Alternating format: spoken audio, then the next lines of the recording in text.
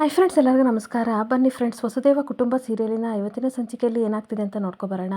ಅದಕ್ಕೂ ಮುಂಚೆ ಯಾರೆಲ್ಲ ನನ್ನ ವಿಡಿಯೋ ನೋಡ್ತಾ ಇದ್ದಾರೆ ಫ್ರೆಂಡ್ಸ್, ಅವರೆಲ್ಲ ಪ್ಲೀಸ್ ಪುಟ್ಟದೊಂದು ಲೈಕ್ ಮಾಡಿ, ಹಾಗೆ ಫಾಲೋ ಮಾಡೋದನ್ನ ಮರಿಬೇಡಿ. ಬನ್ನಿ ಸ್ಟಾರ್ಟ್ ಮಾಡೋಣ. ಮೊದಲಿಗೆ ಫ್ರೆಂಡ್ಸ್, ಇಲ್ಲಿ ದುರ್ಗಾ ಹೇಳ್ತಾ ಇರ್ತಾಳೆ, ನೋಡ್ದ ವಂಶಿ ಸೊಸೆ ಬುದ್ಧಿ ತೋರಿಸೇ ಬಿಟ್ಲಲ್ಲ, ಏನಕ್ಕೆ ನಿಮ್ಮ ಚಿಕ್ಕಮ್ಮನ ಅಮ್ಮ ಅಂತ ಕರಿತೀರಾ ಅಂತ ಕೇಳ್ತಿದ್ದಳಲ್ಲ ಅಂತ ಅಂದಾಗ ಇವಳಿಗೆ ಸಿಕ್ಕಾಪಟ್ಟೆ ಆಶ್ಚರ್ಯ ಆಗ್ತಾ ಇರುತ್ತೆ. ಹಾಗೆ ಮತ್ತೆ ಅಲ್ಲ, ಇಷ್ಟಕ್ಕೆಲ್ಲ ನೀವೇನಕ್ಕೆ ತಪ್ಪಾಗಿ ತಿಳ್ಕೊತೀರಾ, ನಾನು ಜಸ್ಟು ಕ್ಯೂರಿಯಾಸಿಟಿಗೋಸ್ಕರ ಕೇಳಿದೆ ಅಂತ ಅನ್ಬೇಕಾದ್ರೆ, ಅಯ್ಯೋ ಪುಟ್ಟಿ, ಅಯ್ಯೋ ನನ್ನ ಬಂಗಾರ, ಏನಕ್ಕೆ ಬೇಜಾರು ಮಾಡ್ಕೋತೀಯಾ, ಸುಮ್ಮನೆ ತಮಾಷೆಗಂದೆ ಅಂತ ಅಂದಾಗ, ಅಷ್ಟಕ್ಕೂ ಮನೆಗೆ ಹೊಸಬ್ಳು ತಾನೆ, ಅದಕ್ಕೆ ನಾನು ಆ ರೀತಿ ಕೇಳಿದೆ ಅಂತ ಅನ್ಬೇಕಾದ್ರೆ, ಹೋಗ್ಲಿ ಬಿಡು, ಬೇಜಾರು ಮಾಡ್ಕೋಬೇಡ, ಸುಮ್ಮನೆ ತಮಾಷೆಗಂದೆ ಅಂತ ಅಂದ್ಬಿಟ್ಟು, ನೋಡು ವಂಶಿನ ನಾನು ಎತ್ತಿಲ್ದಲೇ ಇರ್ಬೋದು, ಆದರೆ ನನ್ನ ಸ್ವಂತ ಮಗನಿಗಿನ್ನ ಹೆಚ್ಚು ಅವನಿಗೆ ನಾನು ಅಂತಂದರೆ ಪ್ರಾಣ ಅಂತ ವಜ್ರ ವೈಡ್ಯೂರ ಇರೋ ಮಗ ಇವನು. ಮುಂಗೋಪ ಅನ್ನೋದು ಬಿಟ್ಟರೆ ಇನ್ನು ಗುಣದಲ್ಲಾಗಲಿ ಇವನು ಅಪ್ಪಟ ಅಪರಂಜಿ ಕಣೆ ಅಂತ ಹೇಳ್ತಾ ಇರಬೇಕಾದ್ರೆ, ನೋಡಮ್ಮ ನನಗೆ ಸ್ವಲ್ಪ ಮುಂಗೋಪ ಇದೆ, ಆದರೆ ಸುಮ್ಮನೆ ಯಾರ ಮೇಲಾದರೂ ಕೋಪ ಮಾಡ್ಕೋತೀನ, ಇವಾಗ ನಿಮ್ಮ ಮೇಲೆ ಕೋಪ ಮಾಡ್ಕೋತೀನ ಅಂತ ಅಂದಾಗ, ಇಲ್ಲ ಬಂಗಾರ, ನೀನೇನು ಕೋಪ ಮಾಡ್ಕೊಳ್ಳಲ್ಲ, ಆದರೆ ಮೂರೊತ್ತು ನಿನಗೆ ಅಡುಗೆ ಮಾಡಿ ಮಾಡಿ ಮಾಡಿ ನಾನು ಕೈ ಬಿದ್ದೋಗಿದೆ ಕಣೋ ಅಂತ ಹೇಳ್ತಾ ಇರ್ತಾಳೆ. ಏನು ಗೊತ್ತಾ ಸ್ವಾತಿ, ನೀನು ಹೇಳಿದರೆ ನಂಬಲ್ಲ, ಇವನಿಗೆ ಮೂರೊತ್ತು ಸಹ ವಿಧ ವಿಧವಾದ ಅಡುಗೆನ ಮಾಡಾಕ್ಬೇಕಿತ್ತು, ರುಚಿ ರುಚಿಯಾಗಿರೋ ಅಡುಗೆನ ಕೇಳ್ತಿದ್ದ, ಅದನ್ನೆಲ್ಲ ಮಾಡಾಕ್ತಿದ್ದೆ, ಇವಾಗ ನೋಡು ಅದನ್ನೆಲ್ಲ ತಿಂದು ನನ್ನ ಮಗ ರಾಜತನ ಇದ್ದಾನೆ ಅಂತ ಹೇಳ್ತಿರ್ಬೇಕಾದ್ರೆ, ವಂಶಿಗೆ ಸಿಕ್ಕಾಬಟ್ಟೆ ಖುಷಿ ಆಗ್ತಿದ್ರೆ ಒಳೊಳಗೆ ಇವಳು ಸುಮ್ಮನೆ ನಗಾಡ್ತಾ ಇರ್ತಾಳೆ. ಹಾಗೆ ಮತ್ತೆ ವಂಶ ಹೇಳ್ತಾ ಇರ್ತಾನೆ, ಏನು ಗೊತ್ತಮ್ಮ, ಕೈ ರುಚಿಯಾಗಿರೋ ಅಡುಗೆ ತಿಂದು ತುಂಬ ವರ್ಷನೇ ಆಗೋಯ್ತು, ಸೊ ನಿಂತರ ಅಡುಗೆ ಮಾಡೋರು ಈ ಮನೇಲಿ ಯಾರೂ ಇಲ್ಲ, ನಾನು ಬರೀ ಸಾಲಡು ಅದು ಇದು ಅಂತ ತಿನ್ಕೊಂಡು ಹೆಲ್ತಿ ಫುಡ್ ತಿನ್ಕೊಂಡು ಇದೇ ರೀತಿ ಇದ್ದೆ, ಆದರೆ ಇವಾಗ ನೀವು ಬಂದಿದ್ದೀರಲ್ಲ, ದಿನಾಲೂ ಸಹ ರುಚಿಯಾಗಿರೋ ಅಡುಗೆನ ಮಾಡ್ತೀರಲ್ವಾ ಅಂತ ಅಂದಾಗ, ಖಂಡಿತ ನಿನಗೋಸ್ಕರ ಮಾಡ್ತೀನಿ, ಆದರೆ ನೀನು ನನ್ನ ಪ್ರೀತಿಯ ಮಗ ಅಲ್ವಾ, ನಿನ್ನ ನಡುವೆ ಯಾವುದೇ ರೀತಿ ಭಿನ್ನಾಭಿಪ್ರಾಯ ಬರಬಾರ್ದು, ಹಾಗೆ ಕೆಟ್ಟ ದೃಷ್ಟಿ ಯಾರ್ದು ಬೀಳಬಾರ್ದು ಮಗನೇ, ಆ ರೀತಿ ನೀನು ನೋಡ್ಕೋಬೇಕು ಅಂತ ಅಂದಾಗ, ನಮ್ಮಿಬ್ಬರು ಮಧ್ಯೆ ಯಾರಮ್ಮ ಕೆಟ್ಟ ದೃಷ್ಟಿ ಬೀಳೋ ಹಾಗೆ ಮಾಡ್ತಾರೆ, ಖಂಡಿತ ಏನಾಗಲ್ಲ, ನೀವು ತಲೆ ಕೆಡಿಸ್ಕೋಬೇಡಿ ಅಂತ ಅಂದಾಗ, ಸರಿ ಸ್ವಾತಿ ನಡಿ, ಟೈಮ್ ಆಗುತ್ತೆ, ಡ್ಯೂಟಿಗೆ ಹೊರಡೋಣ ಅಂತ ಅಂದಾಗ, ಸರಿ ವಂಶಿ ಅವರೇ, ನಾನು ನಿಮಗೆ ಫುಡ್ ಪ್ಯಾಕ್ ಮಾಡ್ತೀನಿ ಅಂತ ಅನ್ಬೇಕಾದ್ರೆ, ನೀನು ಯಾಕೆ ಪ್ಯಾಕ್ ಮಾಡ್ತೀಯ, ನಾನು ಮಾಡ್ತೀನಿ, ನೀನು ಹೊರಡೋಗಮ್ಮ ಅಂತ ದುರ್ಗಾ ಹೇಳ್ತಾ ಇರ್ತಾಳೆ. ಅವ್ರು ಸಾಲಡ್ ಎಲ್ಲ ತಿಂತಾರೆ, ಅದು ನಿಮಗೆ ಗೊತ್ತಾಗಲ್ಲ ಅತ್ತೆ, ನಾನೇ ಪ್ಯಾಕ್ ಮಾಡ್ತೀನಿ ಅಂತ ಅಂದಾಗ, ಏನು ಸ್ವಾತಿ ನನಗೆ ಗೊತ್ತಾಗಲ್ಲ ಅಂತ ಅಂದ್ಕೊಂಡಿದ್ಯಾ, ನೀನು ಬರೋಕ್ಕೂ ಮುಂಚೆ ಇವನಿಗೆ ಏನು ಇಷ್ಟ ಇಲ್ಲ ಅದೆಲ್ಲ ನಾನೇ ಪ್ಯಾಕ್ ಮಾಡಿಕೊಡ್ತಿದ್ದು, ನೀನು ತಲೆ ಕೆಡಿಸ್ಕೋಬೇಡ ಪುಟ್ಟಿ, ನಿನ್ನ ಪಾಡಿ ನೀನು ರೆಡಿಯಾಗು, ನಾನೆಲ್ಲ ರೆಡಿ ಮಾಡ್ತೀನಿ ಅಂತ ಕಳಿಸ್ತಾ ಇರ್ತಾಳೆ. ಹಾಗೆ ಇನ್ನೊಂದು ಕಡೆ ಸ್ವಾತಿ ರೆಡಿ ಆಗೋಕ್ಕೆ ಅಂತ ಹೋಗ್ತಿರ್ಬೇಕಾದ್ರೆ ತನ್ನ ಮನಸ್ಸಲ್ಲಿ ದುರ್ಗಾ ಬೈಕೋತಾ ಇರ್ತಾಳೆ, ಸ್ವಾತಿ ನಿನ್ನ ನಾನೇನು ಇನ್ನೋಸೆಂಟ್ ಅಂತ ಅಂದ್ಕೊಂಡೆ, ಆದರೆ ನಾನು ಅಂದ್ಕೊಂಡಾಗಿನ್ನ ಹೆಚ್ಚಾಗಿ ಇದೆಯಾ, ಆದರೆ ಇನ್ಮೇಲೆ ನಿನ್ನ ಆಟ ಈ ಮನೇಲಿ ನಡೆಯಲ್ಲ, ನಾನು ಯಾರಿಗೇನು ಕಮ್ಮಿ ಇಲ್ಲ, ನಾನೇನು ಅಂತ ಇನ್ಮೇಲೆ ತೋರಿಸ್ತೀನಿ ಅಂತ ಅಂದ್ಕೊಂಡು ಕಿಚನ್ ಕಡೆ ಹೋಗ್ತಾ ಇರ್ತಾಳೆ. ಇನ್ನೊಂದು ಕಡೆ ಇಬ್ಬರು ರೆಡಿಯಾಗಿ ಆಫೀಸಿಗೆ ಹೋಗ್ತಿರ್ಬೇಕಾದ್ರೆ ಕಾರಲ್ಲಿ ವಂಶ ಸ್ವಾತಿನ ನೋಡಿದಾಗ ಸಿಕ್ಕಾಪಟ್ಟೆ ಕೋಪ ಮಾಡ್ಕೊಂಡು ಕೂತಿರ್ಬೇಕಾದ್ರೆ ಸಾಂಗ್ನ ಪ್ಲೇ ಮಾಡ್ತಾ ಇರ್ತಾನೆ. ಕಾಂಚನ ಕೋಪವೇನ ಸಾಂಗ್ನ ಹಾಕ್ತಿರ್ಬೇಕಾದ್ರೆ ಸಿಕ್ಕಾಪಟ್ಟೆ ಕೋಪದಿಂದ ಆಫ್ ಮಾಡಿ ಸುಮ್ಮನೆ ಇರ್ತೀರಾ ಅಂತ ಬೈತಿರ್ಬೇಕಾದ್ರೆ, ಸಾರಿ ಚೋಟು, ನಿನ್ನ ಮತ್ತು ನಿತಿನ್ ಬಗ್ಗೆ ನಾನು ಮಾತಾಡಬಾರ್ದಿತ್ತು, ಏನೋ ತಪ್ಪಾಗಿ ಮಾತಾಡಿದೆ, ಸಾರಿ ಅಂತ ಅಂದಾಗ, ನಿಮ್ಮ ಸಾರಿ ಯಾವಳಿಗೆ ಬೇಕು ರೀ, ಇವಾಗ ನಾನು ಮೂಡ್ ಆಲ್ರೆಡಿ ಹಾಳಾಗಿ ಹೋಗಿದೆ, ಸುಮ್ಮನೆ ಕೂತ್ಕೊಳ್ಳಿ ಅಂತ ಅನ್ಬೇಕಾದ್ರೆ, ಈಗೇನು ಇಡೀ ದಿನ ಇದೇ ರೀತಿ ಮುಖ ಉಫ್ ಅಂತ ಊದ್ಕೊಂಡು ಆಫೀಸಿಗೆ ಬರ್ತೀಯಾ ಅಂತ ಕೇಳ್ತಾ ಇರ್ತಾನೆ. ಹಾಗೆ ಮತ್ತೆ ವಂಶ ಹೇಳ್ತಾ ಇರ್ತಾನೆ, ನಿಮ್ಮ ಮುಖ ಒಳ್ಳೆ ಬಂತರ ಊದಿದೆ ಕಣೆ, ಈ ರೀತಿ ಇರಬೇಡ ಅಂತ ಅಂದಾಗ, ನನ್ನ ಇಷ್ಟ ಅಂತ ಅಂದಾಗ, ಇವಾಗೇನು ನಗ್ತೀಯೋ ಅಥವಾ ಹಿಂಗೆ ಬರ್ತೀಯ ಅಂತ ಅಂದಾಗ, ಅಂತ ಅಲ್ಬಿಡ್ತಿರ್ಬೇಕಾದ್ರೆ, ಸಾಕ ಇನ್ನೊಂದು ಸ್ವಲ್ಪ ಜೋರಾಗಿ ನಗ್ಲ ಅಂತ ಅಂದಾಗ, ಸಾಕು ಬಟ್ ಮತ್ತೆ ಕೋಪ ಮಾಡ್ಕೋಬೇಡ, ಜಾಸ್ತಿ ನಗಾಡ್ಬೇಡ ಕಣೆ, ನೈಟ್ ಹೊತ್ತು ನಿದ್ದೆ ಬರಲ್ಲ ಅಂತ ರೇಗಿಸ್ತಾ ಇರ್ತಾನೆ. ಹಾಗೆ ಮತ್ತೆ ನೋಡು ಸ್ವಾತಿ, ಈ ರೀತಿ ನಗಾಡ್ಬೇಡ ಕಣೆ, ಯಾವ್ದಾರ ಮಗು ನೋಡಿದರೆ ಅವಳನ್ನೇ ನಿಲ್ಸಲ್ಲ, ಆ ರೀತಿ ಇದೆ ಅಂತ ಅಂದಾಗ, ನೋಡಿ ಇದನ್ನೇ ನಾನು ಹೇಳೋದು, ನನಗೆ ಇಷ್ಟ ಇಲ್ಲದೆ ಮಾಡ್ತೀರಾ, ಆಮೇಲೆ ಯಾಕೆ ಕೋಪ ಮಾಡ್ಕೊಂಡೆ ಅಂತ ಕೇಳ್ತೀರಾ ಅಂತ ಅಂದಾಗ, ಓಕೆ ಕೂಲ್ ಕೋಪ ಮಾಡ್ಕೋಬೇಡ, ನಿನ್ನ ಕೆನ್ನೆ ಎಲ್ಲ ರೆಡ್ ಆಗಿದೆ ಕಣೆ, ಇನ್ಯಾವತ್ತೂ ನಿತಿನ್ ಮತ್ತೆ ನಿನ್ನ ಬಗ್ಗೆ ಮಾತಾಡಲ್ಲ ಅಂತ ಹೇಳ್ತಾ ಇರ್ತಾನೆ. ಹಾಗೆ ಮತ್ತೆ ಆಫೀಸ್ಗೆ ಹೋಗ್ತಿರ್ಬೇಕಾದ್ರೆ ಸಡನ್ನಾಗಿ ಕಾರ್ ನಿಲ್ಸಿದ ತಕ್ಷಣ, ಯಾಕ್ರಿ ನಿಲ್ಸಿದ್ರಿ, ಆಮೇಲೆ ಆಫೀಸಿಗೆ ಲೇಟ್ ಆದರೆ ನನ್ನಿಂದ ಲೇಟ್ ಆಗುತ್ತೆ ಅಂತ ಕೂಗಾಡ್ತೀರಾ, ಸುಮ್ಮನೆ ನಡೀರಿ ವಂಶ ಅವ್ರೆ ಅಂತ ಅಂದಾಗ, ಒಂದು ನಿಮಿಷ ಬರ್ತೀನಿ ರೀ ಅಂತ ಹೋಗ್ಬಿಟ್ಟು 2 ಐಸ್ ಕ್ರೀಮ್ ತಗೊಂಡು ಬರ್ತಾ ಇರ್ತಾರೆ. ಅದೇ ಸಮಯಕ್ಕೆ ರಾಗಿಣಿ ಸಹ ಅದೇ ರೋಡಲ್ಲಿ ಬರ್ತಿರ್ಬೇಕಾದ್ರೆ ವಂಶನ ನೋಡಿ ಹಿಂದೆ ಫಾಲೋ ಮಾಡ್ಕೊಂಡು ಬರ್ತಾಳೆ. 2 ಐಸ್ ಕ್ರೀಮ್ ತಂದು ಸರ್ಪ್ರೈಸ್ ಕೊಡೋಕ್ಕೆ, ಚೋಟು ಕೆಳಗಡೆ ಇಡು ಅಂತ ಅಂದಾಗ, ನಾನು ಇಳಿಯಲ್ಲ ಅಂತ ಅನ್ಬೇಕಾದ್ರೆ, ಈಗೇನು ಬರ್ತೀಯಾ ಅಥವಾ ನಿನಗೊಂದು ಸರ್ಪ್ರೈಸ್ ಇದೆ, ಇಲ್ಲಾಂದರೆ ಅದು ಕರ್ಗೋಗುತ್ತೆ ಅಂತ ಅಂದಾಗ, ಏನದು ಅಂತ ಬಂದು ಹತ್ರ ನಿಂತ್ಕೊಂಡಾಗ ಐಸ್ ಕ್ರೀಮ್ ತೋರಿಸ್ತಾನೆ. ಐಸ್ ಕ್ರೀಮ್ ತೋರಿಸಿದ ತಕ್ಷಣ ಇವಳಿಗೆ ಸಿಕ್ಕಾಬಟ್ಟೆ ಬಾಯಲ್ಲಿ ನೀರು ಬರ್ತಾ ಇರುತ್ತೆ. ಹಾಗೆ ಏನಕ್ಕೆ ತಂದ್ರಿ, ಇದೆಲ್ಲ ನಾನು ಕೇಳಿದ್ನ ಅಂತ ಅಂದಾಗ, ನೀನೇನು ಕೇಳಲಿಲ್ಲ, ಬಟ್ ನೀನು ಚಿಕ್ಕ ವಯಸ್ಸಿನಲ್ಲಿ ಕೋಪ ಮಾಡ್ಕೊಂಡಿರ್ತಿರ್ಬೇಕಾದ್ರೆ ನಿಮ್ಮ ಮನೆಯವರೆಲ್ಲರೂ ಸಹ ಐಸ್ ಕ್ರೀಮ್ ಕೊಡಿಸ್ತಿದ್ರಂತೆ, ಅದಕ್ಕೆ ಇವಾಗ ಕೋಪ ಮಾಡ್ಕೊಂಡಿದೆಯಲ್ಲ, ಅದಕ್ಕೆ ನಾನು ತೊಗೊಬಂದೆ ಅಂತ ಅಂದಾಗ, ನನಗಿದೆಲ್ಲ ಬೇಡ, ಚಿಕ್ಕ ವಯಸ್ಸಿನಲ್ಲಿ ಕೋಪ ಬಂದಾಗ ಐಸ್ ಕ್ರೀಮ್ ಕೊಟ್ಟರೆ ಎಲ್ಲ ತಣ್ಣಗಾಗ್ತಿತ್ತು, ಆದರೆ ಇವಾಗ ಆಗಲ್ಲ, ನಾನು ಬದಲಾಗಿದ್ದೀನಿ,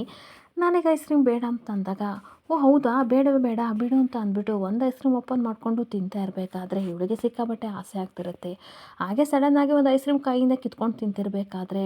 ಏ ಸ್ವಾತಿ, ಅದು ನನ್ನ ಎಂಜಲು ಕಣೆ, ನೀರು ಬೇರೆ ಎಂಜಲೆಲ್ಲ ತಿನ್ನಲ್ವಲ್ಲ ಅಂತ ಅಂದಾಗ, ಪರವಾಗಿಲ್ಲ ಐಸ್ ಕ್ರೀಮ್ ಏನು ಪಾಪ ಮಾಡಿದೆ ಅಂತ ಅಂದ್ಬಿಟ್ಟು ಖುಷಿಯಿಂದ ತಿಂತಿರ್ಬೇಕಾದ್ರೆ,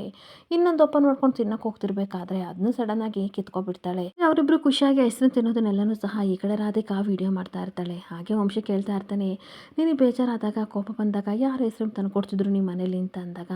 ಅಪ್ಪ ಅಮ್ಮ ಅಜ್ಜಿ ಎಲ್ಲರೂ ಸಹ ಕೋಪ ಮಾಡ್ಕೊಂಡಾಗ ಐಸ್ ಕ್ರೀಮ್ ತಂದು ಕೊಡ್ತಿದ್ರು ಅಂತ ತುಂಬ ಖುಷಿಯಾಗಿ 2 ಐಸ್ ಕ್ರೀಮ್ ತಿಂತಾ ಇರ್ತಾಳೆ. ನಂಗೊಂದು ಸ್ವಲ್ಪ ಕೊಡೆ ಅಂತ ಅನ್ಬೇಕಾದ್ರೆ, ಬೇಡ ಬೇಡ ನಾನು ಎಂಜಲ್ ಮಾಡಿರೋ ಐಸ್ ಕ್ರೀಮ ನೀವು ತಿನ್ನಲ್ಲ ತಾನೆ, ಅದಕ್ಕೆ ನಾನು 2 ತಿಂದ್ಬಿಡ್ತೀನಿ ಅಂತ ಅನ್ಬೇಕಾದ್ರೆ, ಖುಷಿಯಿಂದ ವಂಶಿ, ಏ ಚೋಟು ಅವಾಗ ಅಷ್ಟೊಂಥರ ಕೋಪ ಮಾಡ್ಕೊಂಡಿದ್ದೆ, ಇವಾಗ ಐಸ್ ಕ್ರೀಮ್ ನೋಡಿ ಕರ್ಕೋಗ್ಬಿಟ್ಟ ಅಂತ ಹೇಳ್ತಾ ಇರ್ತಾನೆ. ಇನ್ನೊಂದು ಕಡೆ ಗೀತಾ ಮತ್ತು ಕುಮಾರ ಬ್ಯಾಂಕಿಗೆ ಬರ್ತಾರೆ. ಬ್ಯಾಂಕಿಗೆ ಬಂದ ತಕ್ಷಣ ಸರ್ ಒಂದು ಚಲನ್ ಕೊಡಿ ಅಂತ ಅಂದಾಗ, ಅಲ್ಲ ಮಾವ ಚಲನ್ ಏನಕ್ಕೆ ತೊಗೋತಿದ್ದೀರಾ ಅಂತ ಅಂದಾಗ, ಲಾಸ್ಟ್ ಟೈಮ್ ಬಂದಾಗ ತೊಗೊಂಡಿದ್ದೆ ಅದಕ್ಕೆ ತೊಗೋತಿದ್ದೀನಿ ಅಂತ ಕುಮಾರ ಹೇಳ್ತಾ ಇರ್ತಾನೆ. ನಾವು ಬಂದಿರೋದು ದುಡ್ಡು ಹಾಕಕ್ಕೆ ಅಥವಾ ತೊಗೊಳಕ್ಕಲ್ಲ, ಲೋನ್ ಬಗ್ಗೆ ಕೇಳೋಕ್ಕೆ, ಈಗ ಚಲನ್ ಎಲ್ಲ ಬೇಡ ಸರ್, ಎಲ್ಲಿ ಸರ್ ಲೋನ್ ಬಗ್ಗೆ ವಿಚಾರಿಸ್ಬೇಕು ಅಂತ ಅಂದಾಗ, ಅಲ್ಲಿ ಕೇಳಿ ಅಂತ ಅಲ್ಲಿರೋ ಕಸ್ಟಮರ್ಸ್ ಹೇಳ್ತಾ ಇರ್ತಾರೆ. ಹಾಗೆ ಮ್ಯಾನೇಜರ್ ಹತ್ರ ಬಂದ್ಬಿಟ್ಟು, ಸರ್ ನಮಗೆ ಲೋನ್ ಬೇಕಿತ್ತು ಸ್ವಲ್ಪ ನೋಡ್ತೀರಾ ಅಂತ ಅಂದಾಗ, ನೋಡಮ್ಮ ಇದು ಚಿಕ್ಕಮಂಗ್ಳೂರು ಬ್ರಾಂಚು, ಅಲ್ಲೇ ಹೋಗಿ ಕೇಳಬೇಕು ಅಂತ ಅಂದಾಗ, ಸರ್ ನಾವು ಇವಾಗ ಚಿಕ್ಕಮಂಗ್ಳೂರಲ್ಲಿಲ್ಲ ಬ್ಯಾಂಗ್ಳೂರಲ್ಲಿ ಇದ್ದೀವಿ ಸರ್, ಪ್ಲೀಸ್ ಲೋನ್ ಬೇಕು ಅಂತ ಅಂದಾಗ, ಏನಕ್ಕೆ ಲೋನ್ ಬೇಕು ಅಂತ ಅಂದಾಗ, ಒಂದು ಟೈಲರಿಂಗ್ ಶಾಪ್ನ ಓಪನ್ ಮಾಡಬೇಕಿತ್ತು ಅಂತ ಅಂದಬೇಕಾದ್ರೆ, ಸರ್ ಈ ಶ್ಯೂರಿಟಿಗೆ ಏನಿದೆ, ಮನೆ ಆಸ್ತಿ ಏನಾದರೂ ಇದೆಯಾ ಅಂತ ಅಂದಾಗ, ಏನಿಲ್ಲ ಸರ್ ಎಲ್ಲ ಕಳ್ಕೊಂಡ್ಬಿಟ್ಟು ಬೀದಿ ಬಂದುಬಿಟ್ಟಿದ್ದೀವಿ ಸರ್, ಇವಾಗ ನಮಗೆ ದುಡ್ಡಿನ ಅವಶ್ಯಕತೆ ತುಂಬ ಇದೆ, ಸ್ವಲ್ಪ ಲೋನ್ ಕೊಡಿ ಸರ್, ಹೇಗಾದರೂ ಮಾಡಿ ಸಾಲನ ತೀರಿಸ್ತೀವಿ ಅಂತ ಇಬ್ಬರು ರಿಕ್ವೆಸ್ಟ್ ಮಾಡ್ಕೊತಿರ್ಬೇಕಾದ್ರೆ, ಇದೇನಿದು ಕೈ ಸಾಲ ಅಂತ ಅಂದ್ಕೊಂಡಿದ್ದೀರಾ ನೀವು, ಕೇಳಿದ ತಕ್ಷಣ ಕೊಡೋಕ್ಕೆ ರೂಲ್ಸ್ ಆ್ಯಂಡ್ ರೆಗ್ಯುಲೇಷನ್ ಇರುತ್ತೆ ಕಣಮ್ಮ, ಆ ರೀತಿ ಎಲ್ಲ ಕೊಡೋಕ್ಕಾಗಲ್ಲ, ಇಲ್ಲಿಂದ ಹೊರಡಿ ಅಂತ ಅಂದಾಗ, ಸರ್ ಪ್ಲೀಸ್ ಆ ರೀತಿ ಅನ್ಬೇಡಿ, ಹೇಗಾದರೂ ಸಾಲನ ನಾವು ತೀರಿಸ್ತೀವಿ, ಹಾಗೆ ಏನಾದರೂ ಸಹ ಗೌರ್ಮೆಂಟ್ ಸ್ಕೀಮ್ ಇದೆಯಾ ಸರ್ ಲೋನ್ ತೊಗೊಳಕ್ಕೆ ಅಂತ ಅನ್ಬೇಕಾದ್ರೆ, ಎಂಥದ್ದು ಇಲ್ಲರಮ್ಮ, ಇಲ್ಲಿಂದ ಹೊರಟೋಗಿ ಇಲ್ಲಾಂದರೆ ಸೆಕ್ಯೂರಿಟಿ ಕರಿತೀನಿ ಅಂತ ಅಂದಾಗ, ಇವರಿಬ್ಬರಿಗೂ ಸಿಕ್ಕಾಬಟ್ಟೆ ಬೇಜಾರಾಗ್ತಿರುತ್ತೆ. ಹಾಗೆ ಕುಮಾರ ಬಾ ಹೋಗೋಣ ಅಂತ ಗೀತನ ಕರ್ಕೊಂಡು ಹೊರಗಡೆ ಬರ್ತಾ ಇರ್ತಾನೆ. ಹಾಗೆ ಇನ್ನೊಂದು ಕಡೆ ನಿತಿನ್ ರೂಮಲ್ಲಿ ಕುತ್ಕೊಂಡು ಒಬ್ಬನೇ ಯೋಚನೆ ಮಾಡ್ತಾ ಇರ್ತಾನೆ. ಹಾಗಾದರೆ ಸ್ವಾತಿ ಅವರು ಡ್ರಾಮದ ಮದುವೆ ಆಗಿದ್ದಾರೆ ಅಂತ ಅಂದರೆ ಏನೋ ಬಲವಾದ ಕಾರಣ ಇರ್ಬೋದು, ಆದರೆ ಮನೆಯವರು ಅವ್ರನ್ನ ತಪ್ಪಾಗಿ ತಿಳ್ಕೊಂಡು ಯಾವಾಗಲೂ ದ್ವೇಷ ಮಾಡ್ತಾ ಇದ್ದಾರಲ್ಲ, ಅಚ್ಚೇ ಪಾಪ ಇದೆಲ್ಲ ಅವ್ರಿಗೆ ಗೊತ್ತಾದರೆ ಎಷ್ಟು ಬೇಜಾರು ಮಾಡ್ಕೋತಾರೆ ಅಂತ ಯೋಚನೆ ಮಾಡ್ತಾ ಇರ್ತಾನೆ. ಹಾಗೆ ಈ ವಿಷಯ ಏನಾದರೂ ಕುಮಾರನಿಗೆ ಗೊತ್ತಿದ್ರೆ ನನ್ನ ಹತ್ರ ಈ ವಿಷಯದ ಬಗ್ಗೆ ಡಿಸ್ಕಸ್ ಮಾಡೋಣ, ಅಷ್ಟಕ್ಕೂ ಕುಮಾರ ಎಲ್ಲಿದ್ದಾನೆ ವಿಚಾರಿಸೋಣ ಅಂತ ಫೋನ್ ಮಾಡೋಕ್ಕೆ ಅಂತ ನಿತಿ ಹೋಗ್ತಾ ಇರಬೇಕಾದ್ರೆ, ಅಷ್ಟೊತ್ತಿಗೆ ರಾಗಿಣಿ ಡೋರ್ನ ಟಕ್ ಮಾಡ್ತಾ ಇರ್ತಾಳೆ. ಇದೇನಿದು ಇಷ್ಟು ಬೇಗ ಶರತ್ ಬಂದ ಅಂತ ಡೋರ್ ಓಪನ್ ಮಾಡಿದರೆ, ರಾಗಿಣಿ ಡೋರ್ ಹತ್ರ ಇರೋದನ್ನು ನೋಡಿ ಇವನಿಗೆ ಸಿಕ್ಕಾಪಟ್ಟೆ ಕೋಪ ಬರ್ತಾ ಇರುತ್ತೆ. ಹೇ ನೀನು ಏನಕ್ಕೆ ಇಲ್ಲಿಗೆ ಬಂದೆ ಅಂತ ಅನ್ಬೇಕಾದ್ರೆ, ಯಾವಾಗಲೂ ಕೋಪ ಮಾಡ್ಕೋತೀಯಲ್ಲ ನಿತಿನ್, ಸ್ವಲ್ಪನಾದರೂ ಸಹ ನಿನಗೆ ಅತ್ತೆ ಮಗಳು ಮಾವನ ಮಗಳನ್ನ ಕನ್ಸರ್ನ್ ಇಲ್ವಾ, ಸ್ವಲ್ಪ ನನಗೆ ಗೌರವ ಕೊಡು ಅಂತ ಒಳಗಡೆ ಬಂದು ಕೂತ್ಕೋತಾಳೆ. ಮತ್ತೆ ಬೈತಾ ಇರ್ತಾನೆ, ಎಷ್ಟು ಹೇಳಿದ್ರು ಅಷ್ಟೇ ನಿನಗೆ ಮತ್ತು ನಿಮ್ಮ ಅಪ್ಪನಿಗೆ ಮಾನ ಮರ್ಯಾದಿಲ್ವಾ, ಯಾವಾಗಲೂ ಪದೇ ಪದೇ ನನ್ನ ಮೀಟ್ ಮಾಡೋಕ್ಕೆ ಬರ್ತಿರಲ್ಲ ಅಂತ ಅಂದಾಗ, ಕೂಲ್ ಬೇಜಾರು ಮಾಡ್ಕೋಬೇಡ, ನಿನ್ನನ್ನು ಪ್ರೀತಿ ಮಾಡೋರು ಇನ್ನೂ ಇದ್ದಾರಲ್ಲ ಅಂತ ಖುಷಿ ಪಡು ಅಂತ ಅಂದಾಗ, ಯಾರ ನಿನ್ನ ಮದುವೆ ಆಗೋದು ಅಂತ ಅಂದಾಗ,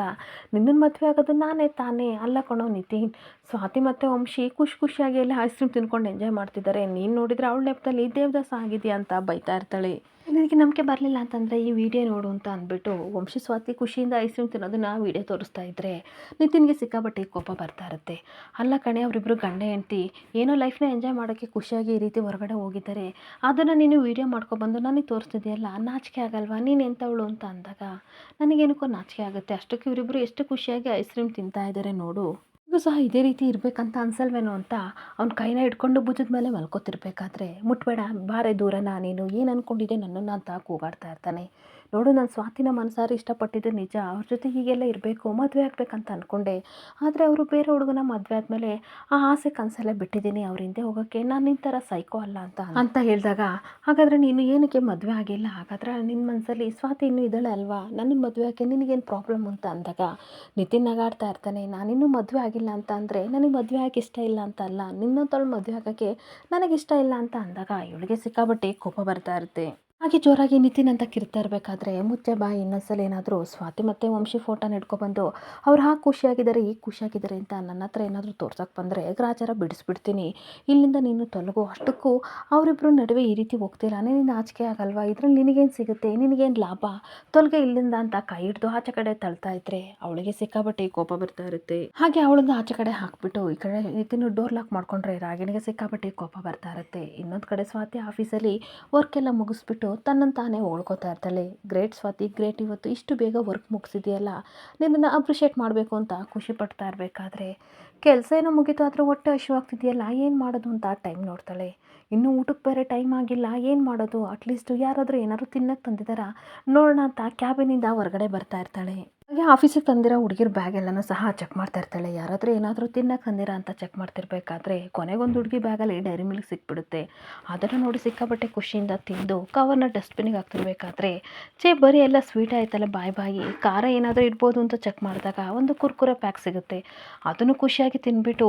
ಯಾರು ತಂದಿದ್ದಾರೆ ಇವ್ರ ಹೊಟ್ಟೆ ತುಂಬ ತಣ್ಣಗಿರಲಿ ನನಗಂತೂ ಸಮಾಧಾನ ಆಯಿತು ಅಂತ ಅನ್ಬೇಕಾದ್ರೆ ನತ್ತೆತ್ತುತ್ತಾ ಇರುತ್ತೆ. ಅಷ್ಟೊತ್ತಿಗೆ ನೀರು ಕುಡಿಯೋಣ ಅಂತ ಎಲ್ಲರ ಬ್ಯಾಗಲ್ಲೂ ನೀರು ಹುಡುಕ್ತಿರ್ಬೇಕಾದ್ರೆ ಬರೀ ಬಾಟ್ಲ್ ಇರಬೇಕಾದ್ರೆ ಖಾಲಿ ಬಾಟ್ಲನ್ನ ತೊಗೊಂಡು ನೀರು ತರಕ್ಕೆ ಅಂತ ಒಳಗಡೆ ಹೋಗ್ತಿರ್ಬೇಕಾದ್ರೆ ಸಡನ್ನಾಗಿ ವಂಶಿಗೆ ಡ್ಯಾಶ್ ಹೊಡಿತಾಳೆ. ಇನ್ನೇನು ಸ್ವಾತಿ ಬೀಳಬೇಕು ಅಷ್ಟೊತ್ತಿಗೆ ವಂಶಿ ಸ್ವಾತಿ ಕೈನ ಹಿಡ್ಕೊಂಡಾಗ ಆಫೀಸಲ್ಲಿರೋ ವರ್ಕರ್ಸ್ ಎಲ್ಲ ಬಂದು ಅವರಿಬ್ಬರು ನಿಂತಿರೋದನ್ನು ನೋಡಿ ತುಂಬ ಖುಷಿ ಪಡ್ತಾ ಇರ್ತಾರೆ. ಈ ವಂಶಿ ಅಲ್ಲೇ ಕೋಳಿ ಜಗಳ ಮಾಡ್ತಾ ಇರ್ತಾನೆ. ನೋಡ್ಕೊಂಡು ಬರೋಕ್ಕಾಗಲ್ವಾ, ದನ ನುಗ್ದ ನುಗ್ತಿಯಲ್ಲ ನೀನು ಅಂತ ಅನ್ಬೇಕಾದ್ರೆ, ಅಲ್ಲ ಆಫೀಸಲ್ಲೇನೋ ಕಣ್ಣು ಮುಚ್ಕೊಂಡು ಓಡಾಡೋಕೆ ಹೇಳಿದಾರಲ್ಲ, ನೀವೇನಾದರೂ ಆ ಕಡೆ ಸೈಡಲ್ಲಿ ಬರಬೇಕಿತ್ತು ಅಂತ ಅಂದಾಗ ನನ್ನ ಲ್ಯಾಪ್ಟಾಪ್ ಏನಾದರೂ ಬಿಡಿಸ್ಬೇಕಿತ್ತು, ನಿನ್ನನ್ನು ತಗೊಂಡೋಗಿ ಕೆರೆ ಮಧ್ಯೆ ಬಿಟ್ಬಿಟ್ಟು ಬರ್ತಿದ್ದೆ ಅಂತ ಬೈತಾ ಇದ್ರೆ ಅಲ್ಲಿರೋ ಆಫೀಸ್ ಜನಗಳೆಲ್ಲರೂ ಸಹ ಅವರಿಬ್ಬರು ಕೋಳಿ ಜಗಳನ ನೋಡಿ ನಗಾಡ್ತಾ ಇರ್ತಾರೆ. ಹಾಗೆ ಮತ್ತೆ ಸ್ವಾತಿ ಹೇಳ್ತಾ ಇರ್ತಾಳೆ, ಇಂಥ ಸಿಲಿ ಸಿಲಿ ಮ್ಯಾಟ್ರೆಲ್ಲ ನನ್ನ ಹತ್ರ ಹೇಳ್ಬೇಡಿ, ನನಗೆ ಸ್ವಿಮ್ಮಿಂಗ್ ಬರುತ್ತೆ, ಈ ಸ್ವಾತಿನ ಏನು ಅಂದ್ಕೊಂಡಿದ್ದೀರಾ ಅಂತ ಅನ್ಬೇಕಾದ್ರೆ ಹಿಂಗೆ ಆಡ್ತಾ ಇದ್ರೆ ಹಂಗೆ ತೆಳಗೆ ಬಿದ್ದುಬಿಳಿಸ್ತೀನಿ ಅಂತ ಅಂದಾಗ, ಬೇಡ ಬೇಡ ನಾನಿವತ್ತು ಪಾನಿಪುರಿ ತಿನ್ನೋಕೆ ಹೋಗ್ಬೇಕಂತ ಪ್ಲ್ಯಾನ್ ಹಾಕ್ಕೊಂಡಿದ್ದೀನಿ, ನೀವು ಬಿಟ್ಟರೆ ಸೊಂಟ ಉಳ್ಕುತ್ತೆ, ಆಮೇಲೆ ಪಾನಿಪುರಿ ತಿನ್ನೋಕೆ ಹೋಗೋಕ್ಕಾಗಲ್ಲ ಅಂತ ಅಂದಾಗ, ನಿನಗೆ ಬರೀ ತಿನ್ನೋದೇ ಜ್ಞಾನ ಅಲ್ವೇ, ಈ ಸಿಟಿ ಆಫೀಸ್ ಇದೆಲ್ಲ ನಿನಗೆ ಸೆಟ್ ಆಗಲ್ಲ, ನೀನು ನಿಮ್ಮೂರೇ ಸರಿ ಕಣೆ ಅಂತ ಬೈತಿರ್ಬೇಕಾದ್ರೆ ಅಕಸ್ ಎಲ್ಲರೂ ಸಹ ಇವ್ರ ಜಗಳನ್ನ ನೋಡ್ತಿರ್ಬೇಕಾದ್ರೆ, ನೋಡಿ ವಂಶಿ ಸರ್ ಮೇಡಮ್ ಕೈನ ಬಿಡಬೇಡಿ, ಬಿಟ್ಟರೆ ಪಾಪ ಅವ್ರಿಗೆ ಏಟಾಗುತ್ತೆ, ಆಮೇಲೆ ನೈಟು ಪಾನಿಪುರಿ ತಿನ್ನೋಕೆ ಹೋಗೋಕ್ಕಾಗಲ್ಲ ಅಂತ ಅಂದಾಗ ಈ ಕಡೆ ವಂಶಿಗೆ ಸಿಕ್ಕಾಪಟ್ಟೆ ಕೋಪ ಬರ್ತಾ ಇರುತ್ತೆ. ಹಾಗೆ ಮತ್ತು ವರ್ಕರ್ಸ್ ಎಲ್ಲ ಹೇಳ್ತಾ ಇರ್ತಾರೆ, ಸರ್ ನೀವು ಎಷ್ಟು ಚೆನ್ನಾಗಿ ಬ್ಯಾಲೆನ್ಸ್ ಮಾಡ್ತಾ ಇದ್ದೀರಾ, ಜಿಮ್ಮಿಗೆ ಹೋಗಿದ್ದಕ್ಕೂ ಸಾರ್ಥಕ ಆಯಿತು, ಒಂದು ಕಡೆ ಮೇಡಮ್ನ ಇಟ್ಕೊಂಡಿದ್ದೀರಾ, ಇನ್ನೊಂದು ಕಡೆ ಲ್ಯಾಪ್ಟಾಪ್ ಇಟ್ಕೊಂಡಿದ್ದೀರಾ, ಸೂಪರ್ ಸರ್ ಅಂತ ಅನ್ಬೇಕಾದ್ರೆ ವಂಶಿಯವರೇ ಬಿಡಿ ಅಂತ ಅಂದಾಗ ಸಡನ್ನಾಗಿ ಬಿಟ್ಟ ತಕ್ಷಣ ಸ್ವಾತಿ ಕೆಳಗಡೆ ಬಿದ್ದುಬಿಡ್ತಾಳೆ. ಎಲ್ಲರೂ ಸ್ವಲ್ಪ ನಗಾಡ್ತಿರ್ಬೇಕಾದ್ರೆ, ನಿಮಗೆ ಕಾಮನ್ ಸೆನ್ಸ್ ಇಲ್ವಾ, ಬಿಡಿ ಅಂದ ತಕ್ಷಣ ಬಿಟ್ರಲ್ಲ, ನನಗೆಷ್ಟು ಏಟಾಯಿತು ಗೊತ್ತಾ ಅಂದಾಗ, ನೀನೇ ತಾನೇ ಹೇಳಿದ್ದು ಬಿಡು ಅಂತ, ಅದಕ್ಕೆ ನಾನು ಬಿಟ್ಟೆ ಅಂತ ಅಂದಾಗ, ನಿಮಗೆ ತಲೆಗೆಲೆ ಸರಿ ಇಲ್ಲ ಅಂತ ಅಂದಾಗ, ನನಗೆಲ್ಲ ನಿನಗಿಲ್ಲ ತಲೆಗೇಟಾಗಬೇಕಿತ್ತು, ಆಗ ಎಲ್ಲ ಸರಿ ಹೋಗೋದು, ಮಾತಾದರೂ ಸ್ವಲ್ಪ ಕಡಿಮೆ ಆಡ್ತಿದ್ದೆ ಅಂತ ಅಂದಾಗ, ಇಲ್ಲೇನು ನೋಡ್ತಾ ಇದ್ದೀರಾ ಹೋಗಿ ಕೆಲಸ ಮಾಡಿ ಅಂತ ಅನ್ಬೇಕಾದ್ರೆ, ಸರ್ ಯಾವಾಗಲೂ ಕೆಲಸ ಮಾಡಿ ಬೋರ್ ಆಗಿದೆ, ಈ ರೀತಿ ಎಂಟರ್ಟೈನ್ಮೆಂಟ್ ತುಂಬ ಚೆನ್ನಾಗಿದೆ, ನಿಮ್ಮಿಬ್ಬರು ಕೋಳಿ ಜಗಳ ತುಂಬ ಚೆನ್ನಾಗಿದೆ ಸರ್, ನೋಡ್ತಾ ನಿಂತ್ಕೋತೀವಿ ಇನ್ನೂ ಸ್ವಲ್ಪ ಹೊತ್ತು ಅಂತ ಅಂದಾಗ, ಸರಿ ಸರಿ ನೋಡ್ತಾ ಇರಿ, ಸಂಡೇ ಬಂದು ಹಾಗೆ ಕೆಲಸ ಮಾಡಿ ಅಂತ ಅಂದಾಗ, ಬೇಡ ಸರ್ ನಾವು ಇವತ್ತು ಕೆಲಸ ಮಾಡ್ತೀವಿ ಅಂತ ಹೋಗ್ತಾ ಇದ್ರೆ, ನಿಮಗೆ ಕಾಮನ್ ಸೆನ್ಸ್ ಇಲ್ವಾ ಅಂತ ಬೈಕೊಂಡಾಗೆ ಸ್ವಾತಿ ನಿಂತ್ಕೋತಾಳೆ. ಇಲ್ಲಿಗೆ ಸಂಚಿಕೆ ಎಂಡ್ ಆಗ್ತಿದೆ. Thank you for the watching friends.